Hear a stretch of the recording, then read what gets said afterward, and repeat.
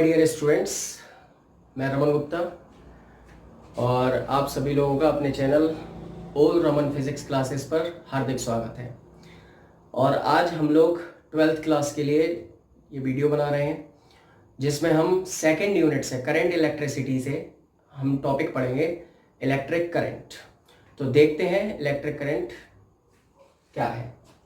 तो बेसिकली अगर हम बात करें इलेक्ट्रिक करंट की, तो इलेक्ट्रिक करंट क्या होता है? It is the rate of flow of electric charges. ठीक है, तो अगर हम बात करें इलेक्ट्रिक करंट की, तो rate of flow of electric charges. Current क्या होता है? Rate of flow of electric charges. मतलब किसी कंडक्टर, ये कंडक्टर है, इस कंडक्टर के अंदर जो चार्जेस है वो फ्लो कर रहे हैं। चार्जेस क्या है यहाँ पे? चार्जेस है हमारे इलेक्ट्रॉन्स। ठीक है, तो इलेक्ट्रॉन्स इसके अंदर, एक जो कंडक्टर है उसके अंदर फ्लो कर रहे हैं। तो जो the rate of flow of electric charges है उसी को हम बोलते हैं इलेक्ट्रिक करंट। तो इलेक्ट्रिक करंट का जनरल फॉर्मूला क्या होता है? जनरल फॉर्मूला होता है I equals to Q upon T। I equals to Q upon T। तो I का मतलब current, Q charge, T time. ठीक है, अब इसके अलावा हम थोड़ा सा और आगे जाते हैं। अब हम आते हैं एवरेज करंट में। एवरेज करंट क्या होता है? एवरेज करंट की अगर हम बात करते हैं तो एवरेज करंट हमारा क्या होता है? एवरेज करंट जो होता है, जैसे मान लेते हैं किसी भी चीज की हमें एवरेज कुछ भी निकालना है। जैसे स्पीड का एक एग्जांपल ले लेते हैं। जैसे मान लीजिए आप अपने घर से दिल्ली जा रहे हो, तो जब आप अपने घर से दिल्ली जा रहे हो तो ऑब्वियस सी बात है, आप अपनी गाड़ी से गए तो गाड़ी में आपकी स्पीड कम भी होती है और आपकी स्पीड ज्यादा भी होती है। तो हमने एक एवरेज स्पीड कैलकुलेट करते हैं अपने घर से लेके दिल्ली तक कि आपकी एवरेज स्पीड क्या निकली, मतलब टोटल डिस्टेंस में से टोटल टाइम को हम डिवाइड कर देते हैं। सिमिलरली हमें यार यहाँ पे भी हमें एवरेज करंट कैलकुलेट करना है। तो एवरेज करंट का जो फॉर्मूला होता है, मतलब जैसे मान लीजिए कि एक ये पॉइंट है और एक ये पॉइंट है, this point is A and this point is B. अब यहां से लेके यहां तक करंट जो एवरेज है, इस पॉइंट से इस पॉइंट के बीच में एवरेज वैल्यू करंट की कितनी रही है वो हमें कैलकुलेट करना है। तो हम ये फॉर्मूला यूज करते हैं, I average equals to delta Q upon delta T. तो डेल्टा क्यू और डेल्टा टी को हमें कैसे कैलकुलेट करते हैं? हम बेसिकली अगर इसकी हम बात करते हैं तो it will be Q2 minus Q1 upon T2 minus T1। तो इस तरीके से हम एवरेज करंट को कैलकुलेट कर सकते हैं। अब हम आते हैं इंस्टेंटेनियस करंट पे। तो इंस्टेंटेनियस करंट क्या होता है? इंस्टेंटेनियस वर्ड बना कैसे? इंस्टेंट से। इंस्टेंट का मतलब किसी एक पर्टिकुलर टाइम पे। जैसे मान लेते हैं इस कंडक्टर के अंदर करंट फ्लो कर रहा है। ठीक है, तो इस कंडक्टर के अंदर जो करंट फ्लो कर रहा है, हमने एकदम से पूछा कि 3 सेकंड पे कितना करंट था। मतलब 3 सेकंड पे, जब टाइम 3 सेकंड था तो उस टाइम पे करंट कितना था, मतलब एक पर्टिकुलर टाइम पे कितना करंट है। That is called instantaneous current. तो अब यहां पे उसका जो फॉर्मूला होता है I instantaneous equals to dq upon dt। तो dq अपॉन dt मतलब जब हम इसको सॉल्व करते हैं तो हम यहाँ पे डिफरेंशिएट करते हैं वैल्यू का। अब हम बात करते हैं करंट जो होता है बेसिकली हमारा स्केलर क्वांटिटी होता है। ठीक है, करंट की अगर हम बात करें तो करंट जो हमारा होता है वो स्केलर क्वांटिटी होता है। और ऐसा यूनिट करंट की जो होती है वो हमारी एम्पियर होती है। करंट की ऐसा यूनिट एम्पियर होती है। और करंट जो हम मेजर करते हैं वो किससे करते हैं? अमीटर से। किससे? Ammeter. Ammeter is a device which is used to measure the current. और एक खास बात और होती है अमीटर की। जो अमीटर की खास बात है वो ये है कि अमीटर में लो रेसिस्टेंस होती है। कैसी रेसिस्टेंस होती है? लो रेसिस्टेंस। जो अमीटर है उसकी लो रेसिस्टेंस होती है। इस बात का हमें बहुत ज्यादा ध्यान रखना है। ठीक है, और एक और बात, अमीटर जो कनेक्ट किया जाता है सीरीज में कनेक्ट किया जाता है। जब भी कनेक्ट करते हैं सीरीज में कनेक्ट करते हैं एक सर्किट के अंदर। एक अगर सर्किट है उसके अंदर अगर हमें अमीटर लगाना है तो हमेशा हम सीरीज में कनेक्ट करेंगे, पैरेलल में कनेक्ट नहीं करते। अब हम डायरेक्शन को, करंट के डायरेक्शन को लेके बात करते हैं। तो करंट के डायरेक्शन के लिए अगर हम बात करते हैं तो यहाँ पे हमें समझना है कि जो हमारे करंट का डायरेक्शन होता है, direction of the electric current, that is positive to negative terminal of the battery. जो हमारा करंट फ्लो करता है पॉजिटिव टू नेगेटिव फ्लो करता है। ठीक है, करंट जो हमारा फ्लो करता है पॉजिटिव टू नेगेटिव। और यही जो पॉजिटिव टू नेगेटिव होता है, यही जो होता है, यही डायरेक्शन होता है कन्वेंशनल करंट का। अब मैं इस डायग्राम के थ्रू आपको समझाना चाहूंगा, आप यहाँ पे अच्छे तरीके से समझने की कोशिश करिए।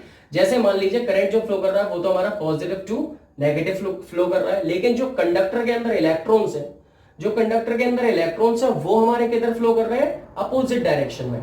इलेक्ट्रॉन्स हमारे पॉजिटिव टू नेगेटिव फ्लो करते हैं, लेकिन इलेक्ट्रॉन्स, हमारा जो करंट है वो पॉजिटिव टू नेगेटिव फ्लो करता है, लेकिन हमारे इलेक्ट्रॉन्स जो है वो उसके अपोजिट डायरेक्शन में फ्लो करते हैं। करंट के अपोजिट डायरेक्शन में हमारे इलेक्ट्रॉन्स फ्लो करते हैं। जैसे मैंने ये लिखा हुआ है यहाँ समझिए, तो electrons flow opposite to the electric field. Electric field हमारा पॉजिटिव टू नेगेटिव है, लेकिन इलेक्ट्रॉन्स हमारे नेगेटिव टू पॉजिटिव चल रहे हैं, अपोजिट डायरेक्शन में चल रहे हैं। अब मैं आपको कुछ बात बता देना चाहूंगा, ये बहुत ही इंपॉर्टेंट बात है जिसको हमें ध्यान रखना है। अब एक चीज हमने अभी पढ़ी थी कि जो चार्जेस हैं, मतलब कंडक्टर के अंदर जो चार्जेस हैं वो इलेक्ट्रॉन्स होते हैं।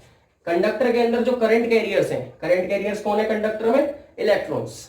ठीक है, करंट कैरियर्स कंडक्टर के अंदर कौन है? इलेक्ट्रॉन्स। लेकिन अगर हम बात करें यही इलेक्ट्रोलाइटिक सॉल्यूशंस की, किसकी? Electrolytic solution. इलेक्ट्रोलाइटिक सॉल्यूशन क्या होता है? मतलब जो सॉल्यूशंस होते हैं, उन सॉल्यूशंस में करंट फ्लो करता है। तो उन सॉल्यूशंस की अगर हम बात करें तो उनके अंदर क्या होते हैं? Cation and A9.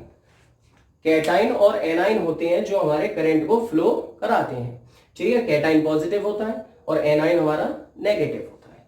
और इसके अलावा हम सेमीकंडक्टर की अगर बात करें, जो कि हम 9th यूनिट में पढ़ेंगे, फिजिक्स की 9th यूनिट है सेमीकंडक्टर, उसमें इसके बारे में पढ़ेंगे। तो उसमें होल्स होते हैं एज अ पॉजिटिव चार्ज और इलेक्ट्रॉन्स होते हैं as the negative charge. Holes as a positive, electrons as a negative. तो आई होप जो मैंने आपको समझाया वो आपकी समझ आया होगा। और अब हम इससे रिलेटेड न्यूमेरिकल्स करेंगे, लेकिन इससे पहले आप इसका एक स्क्रीनशॉट ले लीजिए और वो आपकी हेल्प करेगा। उससे पहले मैं आपको एक चीज और बता दूं, एक चीज और क्लियर कर दूं, जो हमारे करंट की एसआई यूनिट की फॉर्म में अगर हम चाहे तो इसको लिख सकते हैं। तो that will be 1 ampere equals to 1 coulomb upon 1 second. ठीक है, नाउ इसका आप एक स्क्रीनशॉट ले लीजिए, फिर हम न्यूमेरिकल्स करेंगे। तो आप लोगों ने उसका स्क्रीनशॉट ले लिया होगा। अब हम करने जा रहे हैं न्यूमेरिकल्स। आइए देखते हैं। तो पहला न्यूमेरिकल है, how many electron pass through a lamp in 3 minutes if the current is 0.3 ampere. मतलब यहाँ पे हमसे ये पूछा जा रहा है कि कितने इलेक्ट्रॉन्स एक लैम्प से पास कर जाएंगे 3 मिनट्स में, जब उसमें करंट फ्लो कर रहा है 0.3 एम्पियर का। फिर से समझने की कोशिश करिए, यहाँ पे क्या कह रहा है? इलेक्ट्रॉन कितने पास कर जाएंगे एक लैम्प से 3 मिनट्स के अंदर, जब करंट कितना है हमारा? 0.3 एम्पियर का। तब तो सबसे पहले हमें एक चीज हमेशा ध्यान रखनी है न्यूमेरिकल्स करने के लिए। न्यूमेरिकल करते टाइम पे हमें जितनी भी वैल्यूज गिवन है पहले उनको लिख लो, तो उससे आपके आगे की आधी से ज्यादा प्रॉब्लम शॉर्ट आउट होगी। तो हम पहले वही करते हैं। तो अगर हम इसकी बात करते हैं तो यहाँ पे हमारा क्या हो जाएगा? हमारा जो गिवन है पहले हम उसकी बात करते हैं। तो हमारा 3 मिनट्स यानी कि टी इक्वल्स टू जो दे रखा है 3 मिनट्स, और हमें पता है टाइम हमारा सेकंड में होना चाहिए। तो हमारा क्या हो जाएगा? ये 3 into 60, तो इट विल बी 180 सेकेंड्स। उसके बाद दे रखा है ना करंट, तो I इक्वल्स टू दे रखा है 0.3 एम्पियर। ओके, अब हमसे पूछा है n equals to question mark, लेकिन उससे पहले ध्यान रखना है कि n हम डायरेक्ट ऐसे नहीं मिल सकता। तो Q इक्वल्स टू n वाला फॉर्मूला हम लोग यहाँ यूज करेंगे। तो हमारा Q भी पहले हमें निकालना पड़ेगा, क्योंकि Q भी गिवन नहीं है, तो Q हम कैलकुलेट करेंगे। तो हमारे पास फॉर्मूला है I equals to Q upon T। ठीक है, तो इसको अगर हम घुमा देंगे फॉर्मूले को, तो ये फॉर्मूला क्या बन जाएगा हमारा? Q equals to I T। तो Q equals to I T हो जाएगा। तो Q इक्वल्स टू I की वैल्यू हमारी कितनी है? 0.3, और Q की वैल्यू कितनी है? सॉरी, T की वैल्यू कितनी है? 180। तो इसको सॉल्व करेंगे, 0 है इधर तो 18, ये हमारा हो जाएगा 54 कूलम।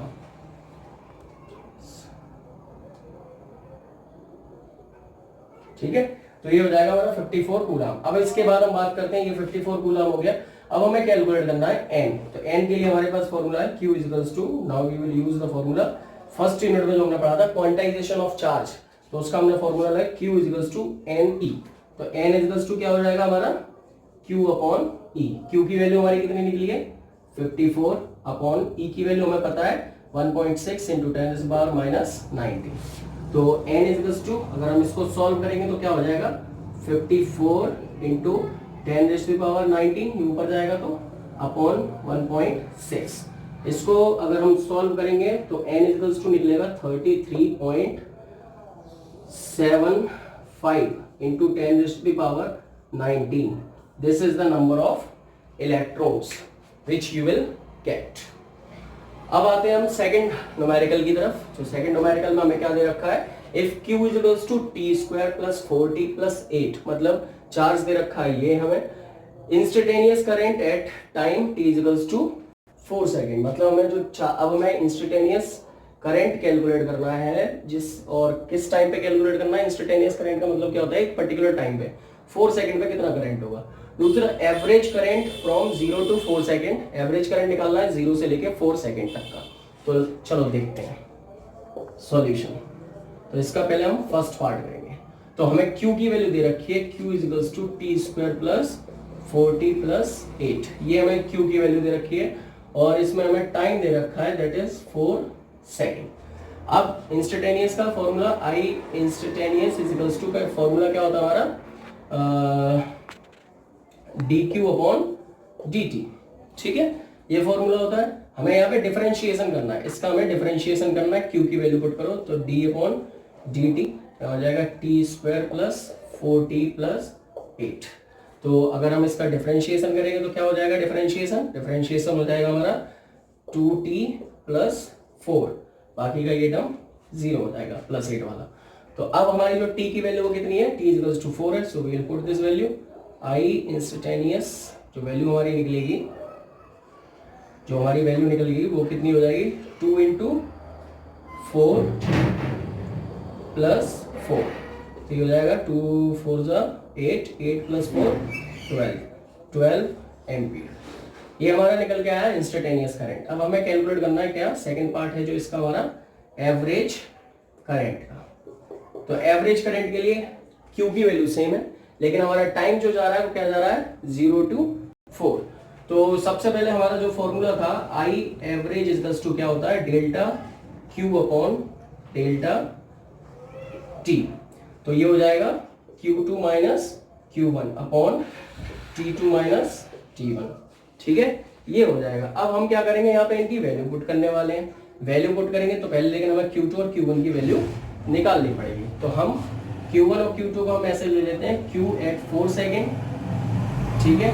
तो Q एट 4 सेकेंड अगर हम देखेंगे तो Q एट 4 सेकेंड हमारा कितना निकलेगा, तो हम यहाँ पे T square plus 4t plus 8, t की वैल्यू 4 सेकेंड हमने ले रखी है, तो ये 4 का स्क्वायर प्लस 4 इंटू 4 प्लस 8।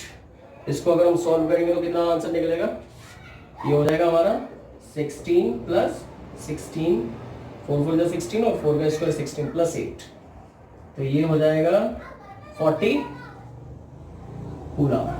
हमारा ये निकल गया 40 कूलम। अब ऐसे ही Q 0 सेकेंड पे निकालेंगे, तो Q 0 सेकेंड पे हमारा कितना निकलेगा, तो T square plus 4t plus 8, same values हैं, इसमें हम वैल्यू पुट करने वाले हैं, तो वो हो जाएगा हमारा आगे कर देते हैं, जगह कम पड़ेगी। तो ये हो जाएगा हमारा टी स्क्वायर यानी कि 0 का square plus 4 into 0 plus 8 equals to ये टर्म 0, ये टर्म 0, ये रह गया हमारा 8 कूलम। तो इस तरीके से हमने दोनों वैल्यूज हमने कैलकुलेट कर ली। अब हम क्या करने वाले हैं, इसमें पुट करेंगे ये वैल्यू। तो I average equals to Q2 की वैल्यू हमारी कितनी निकली है, Q2 की वैल्यू निकली हमारी 40, तो 40 माइनस, और Q1 की वैल्यू कितनी निकली हमारी 8, 40 माइनस 8।